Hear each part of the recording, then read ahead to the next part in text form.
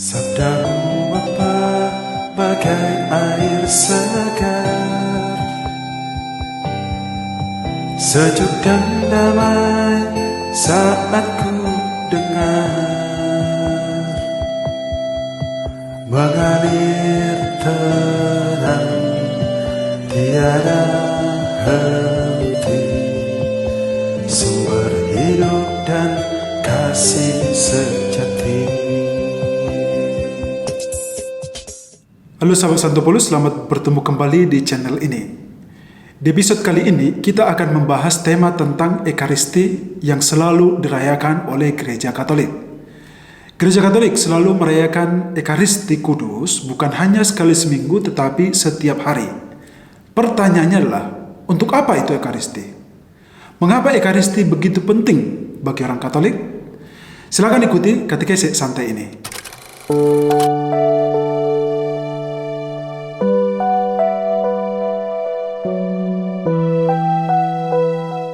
Ada beberapa orang yang bukan Katolik mempertanyakan mengapa Gereja Katolik selalu merayakan Ekaristi.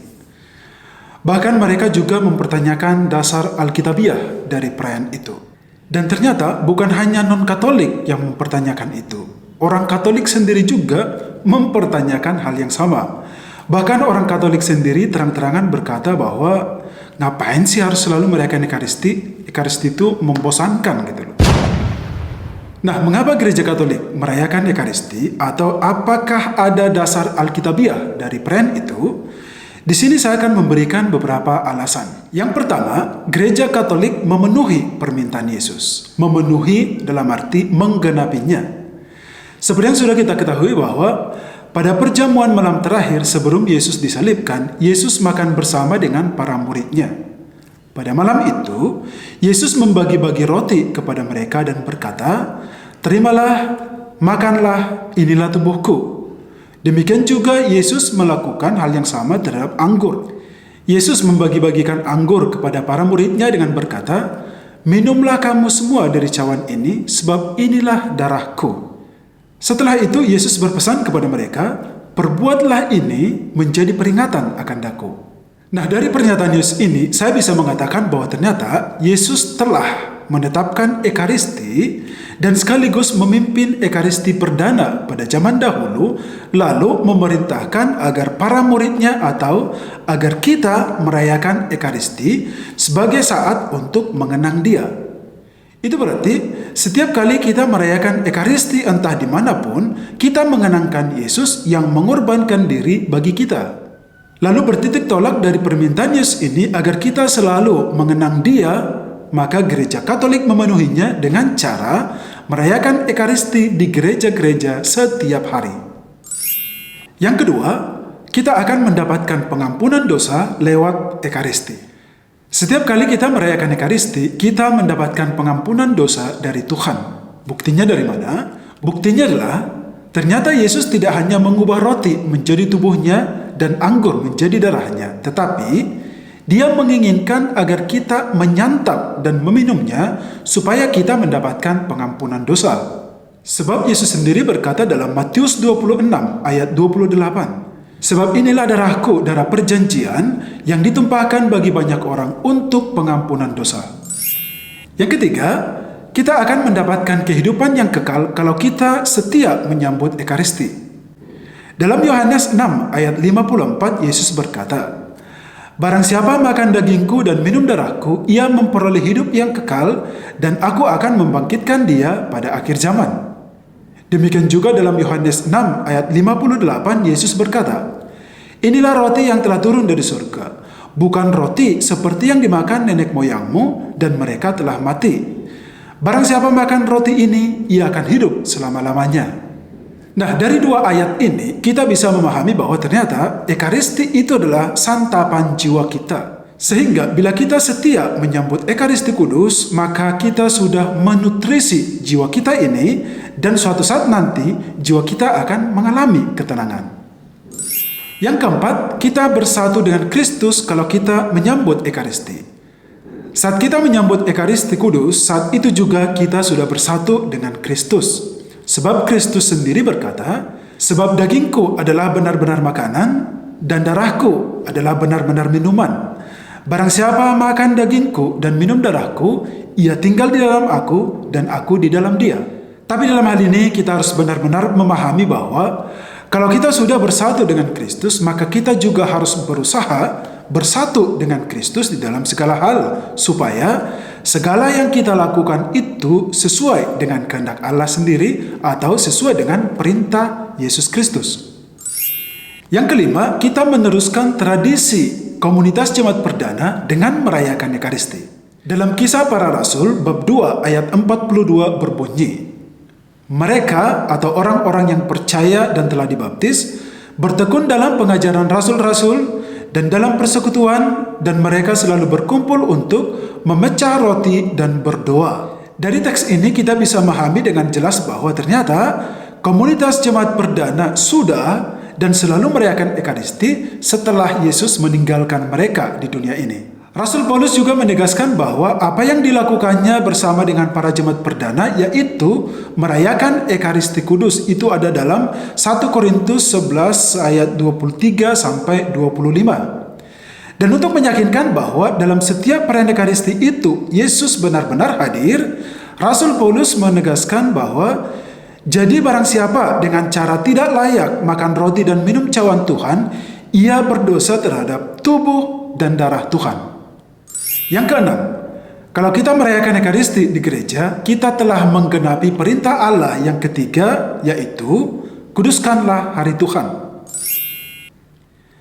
Yang ketujuh, kalau kita merayakan Ekaristi di gereja, kita telah menggenapi perintah gereja yang kedua, yaitu ikutilah perayaan Ekaristi pada hari Minggu dan hari raya yang diwajibkan, dan janganlah melakukan pekerjaan yang dilarang pada hari itu.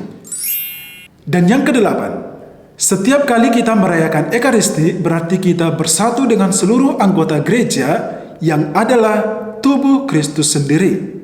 Di dalam perayaan Ekaristi itu kita bersatu dengan semua orang Katolik yang masih hidup dan juga semua orang yang sudah meninggal, karena dalam setiap perayaan Ekaristi teristimewa dalam doa syukur agung yang dipanjatkan oleh pastor mengajak umat untuk mendoakan saudara-saudari kita yang sudah meninggal dunia. Jadi persekutuan kita dalam Ekaristi itu menyangkut dengan persekutuan orang yang masih hidup dan juga yang sudah meninggal.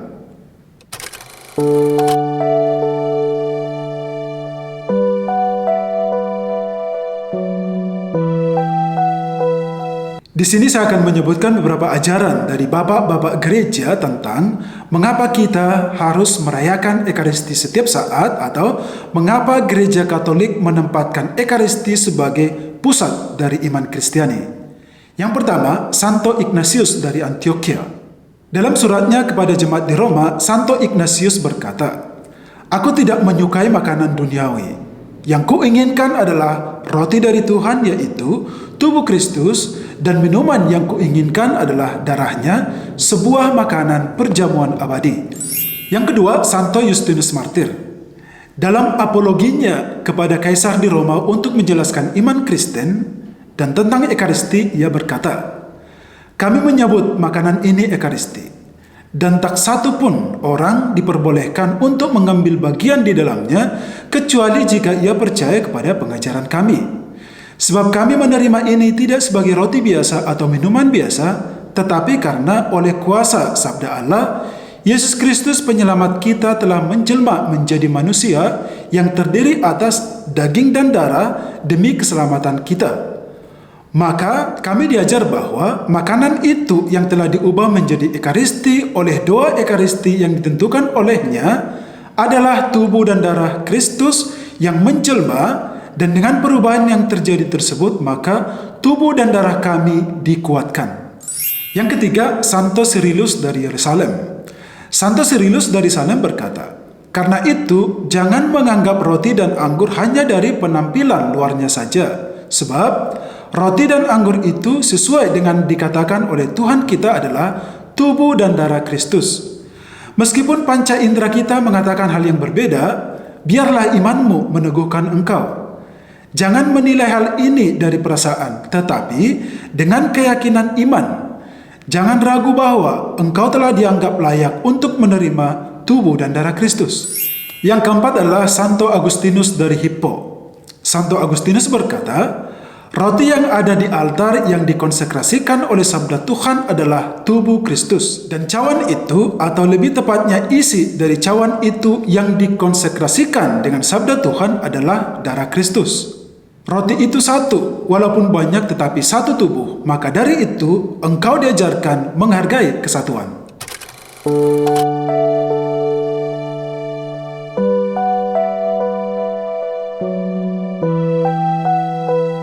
Sahabat Santo Paulus, demikianlah penjabaran saya tentang pentingnya Ekaristi bagi Gereja Katolik. Sehingga Gereja Katolik selalu merayakan Ekaristi setiap saat. Dalam katekesi kali ini, saya tidak menjelaskan apa makna Ekaristi bagi kehidupan kita sebagai orang Katolik. Karena saya sudah pernah membahasnya juga di channel ini.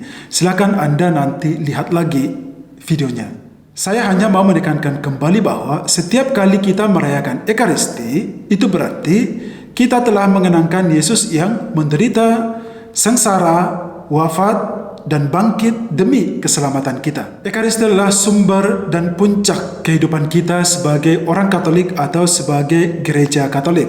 Oleh karena itu, selagi ada kesempatan, rajin-rajinlah menghadiri Ekaristi.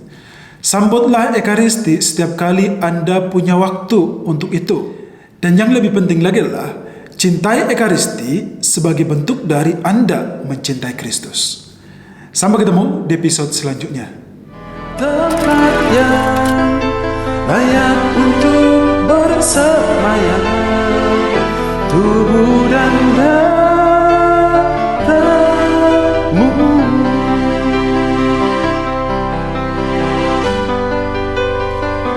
Ampunilah aku, ampuni kelemahanku, ampuni dosaku dalam